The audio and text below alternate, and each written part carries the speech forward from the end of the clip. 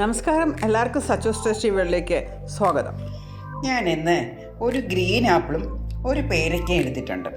പേരയ്ക്ക അത്ര പഴുക്കാത്തതാണ്. അപ്പോൾ ഇത് നമുക്ക് ഏത് തരത്തിൽ നമുക്ക് കഴിക്കാമെന്ന് നോക്കാം. രണ്ടും ഞാൻ കട്ട് ചെയ്ത് കൊടുക്കുന്നുണ്ട്. രണ്ടും ഈ തരത്തിൽ കട്ട് ചെയ്ത് വെച്ചിട്ടുണ്ട്. കൂടാതെ ഞാൻ ഒരു പ്ലേറ്റിൽ അല്പം മുളക് പൊടിയും പെപ്പർ പൊടിയും ഉപ്പും എടുത്ത് വെച്ചിട്ടുണ്ട്. ഈ പൊടികളെല്ലാം ഈ അരിഞ്ഞു വെച്ചിരിക്കുന്ന ആപ്പിളിൻ്റെയും പേരക്കയുടെയും മുകളിലേക്ക് ഒന്ന് സ്പ്രിങ്കിൾ ചെയ്ത് കൊടുക്കാം. ആദ്യമായിട്ട് ഞാൻ ഉപ്പെടുത്ത് ഒന്ന് സ്പ്രിങ്കിൾ ചെയ്യുകയാണ്.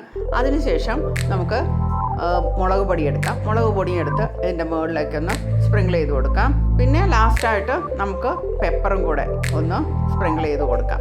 ഗ്രീൻ ആപ്പിളും നല്ലതുപോലെ പഴുക്കാത്ത ഈ പേരയ്ക്കയും കഴിക്കാൻ ഇഷ്ടമുള്ളവരെ ഇതുപോലെ ചെയ്താൽ വളരെയായിട്ട് ഇഷ്ടപ്പെടും. നല്ല ടേസ്റ്റാണ്. പ്രമേഹമുള്ളവർക്ക് വളരെ നല്ലൊരു ഡിഷാണ്.